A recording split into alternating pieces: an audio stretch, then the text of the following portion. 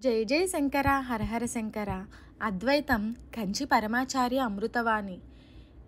శంకరుల సంప్రదాయం మూడవ భాగం. ఏకం సత్ విప్రాహ బహుదా వదంతి. అయితే స్మృతులు వేదాలు ఇష్టదేవతను సమర్థించాయి. అందుకే పంచాయతన పూజలో ఇష్టదేవతను ప్రాధాన్యమిచ్చి ఇతర దేవతలను పూజిస్తారు. శంకరులు అవతరించి స్మార్త ధర్మంలో సమన్వయాన్ని తీసుకొని వచ్చారు. తాను క్రొత్త మార్గాన్ని సృష్టిస్తున్నానని అనలేదు. పంచాయతనానికి సుబ్రహ్మణ్యుణ్ణి జోడించారు. ఇతడు అగ్నికి ప్రతీక. అగ్నితోటే వైదిక క్రియలు కదా, కనుక పంచాయతనంలో ఇతన్ని ప్రత్యేకంగా చేర్చలేదు. ఇది స్మార్త సాంప్రదాయం కనుక దీనిని శంకర సాంప్రదాయం అనడం సబబు కాదు.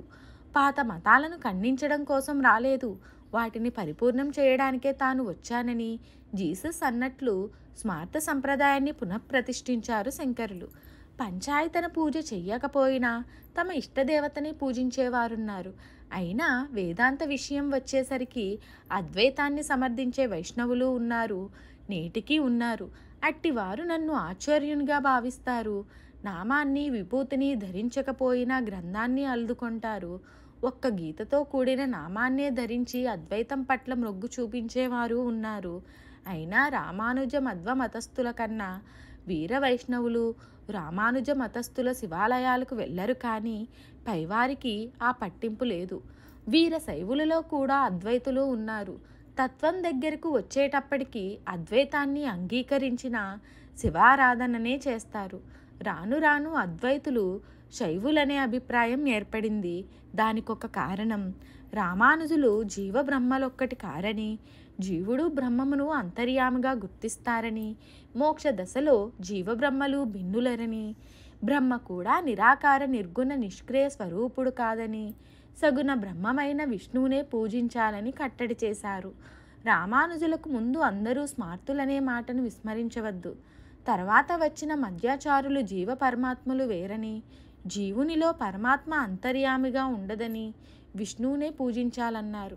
తరువాత వల్లభ చైతన్యాది మహాత్ములు అవతరించి ఆ విష్ణువును కృష్ణ రూపంలో అర్పించాలని అన్నారు. ఎవరే సాంప్రదాయానికి చెందిన వీరికి ముందు అందరూ స్మార్తులే కదా, కనుక వైష్ణవుల సంఖ్య ప్రబలింది. స్మార్తులలో విష్ణువును ఆరాధించేవారు తక్కువై శివుణ్ణి ఆరాధించేవారు ఎక్కువయ్యారు. అందువల్ల అద్వైతులంటే శైవులనే అభిప్రాయం ఏర్పడింది. తెల్ల దొరల కాలంలో వీరిని శైవులుగా లెక్కించారు. మరో మలుపు చూడండి. రామానుజుల కాలంలో శ్రీ కంఠాచార్యులు చెప్పినది విశిష్టాద్వైత సంప్రదాయానికి దగ్గరగా ఉంటుంది, కానీ ముక్త దశలో అద్వైతానికి చేరువుగా ఉంటుంది. ఉపాసనలో శివుణ్ణే పూజిస్తారు. అందుచేత వీరి సిద్ధాంతాన్ని కొంతమంది స్మార్తులు అనుసరించారు. ఇవేమీ తెలియకుండా అద్వైతులంటే శైవులనే నమ్మకం ప్రబలిపోయింది. అయితే మఠాలలో చంద్రమౌళీశ్వర పూజనెందుకు చేస్తున్నారు? పరమేశ్వరుడే 5 స్ఫటికలింగాలను శంకరులకియ్యగా అందు 2 శృంగేరిలో కంచిలో ఉంచారు. మిగిలినవి నేపాల్, కేదారనాథ్, చిదంబరంలో ఉన్నాయి. మిగిలిన శంకర మఠాలలోనూ ఈ చంద్రమౌళీశ్వర లింగం ఉంటుంది. లక్ష్మీ నృసింహుడు కూడా శంకరులకు సాలగ్రామాన్ని ఇచ్చారు. దానిని పూజించారు శంకరులు. బదరీనాథులో నారాయణుణ్ణి ప్రతిష్ఠించారు.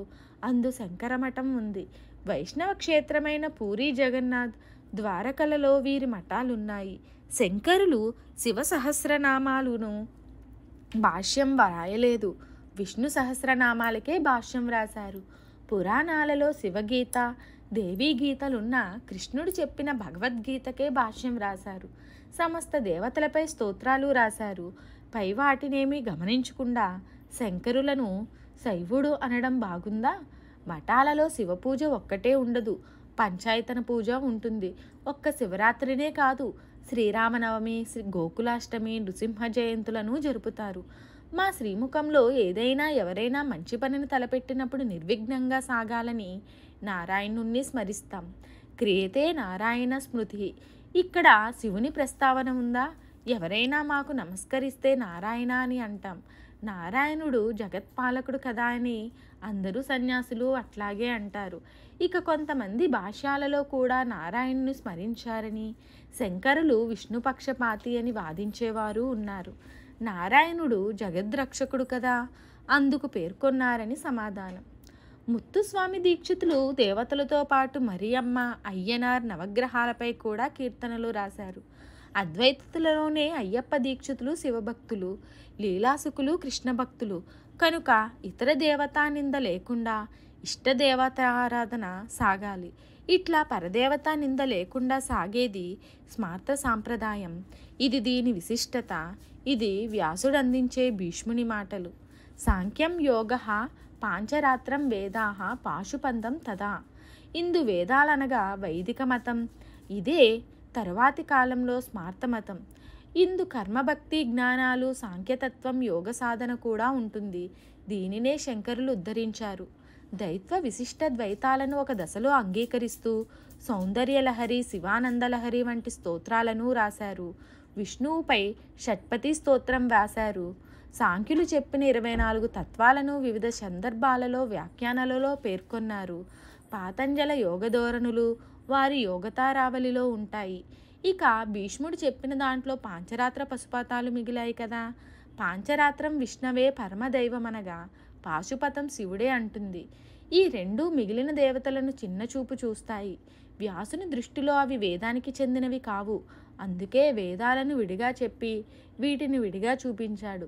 సాంఖ్యం యొక్క తత్వం మాత్రమే ఇందు కర్మభక్తులుండవు. యోగం గొప్పదైనా అందు వేదికమైన ఉపాసనా కర్మలుండవు. జ్ఞానమున్నా ఉపనిషత్తులు చెప్పినా జ్ఞానం ఉండదు కనుక ఈ 4 అసంపూర్ణంగా ఉంటాయి. అందుకే వేదాలను విడిగా పేర్కొన్నాడు. మరొక మహాత్ముని గురించి చెబుతా. అమ్మవారి శాపం కారణంగా ఒక గంధర్వుడు మానవ రూపం ధరించి ఈశ్వర భక్తుడయ్యాడు. చివరికి కైలాస ప్రాప్తి. అతని పేరే పుష్పదంతుడు. శివమహిమ్న స్తోత్రకర్త ఇతడు. వివిధ మతాలను పేర్కొన్నాడు. మరిన్ని ఆధ్యాత్మిక విషయాల కోసం మా ఛానల్ని సబ్స్క్రైబ్ చేయండి. వీడియో నచ్చితే లైక్ చేయండి, షేర్ చేయండి, కామెంట్ రూపంలో మీ అభిప్రాయాన్ని తెలియచేయండి.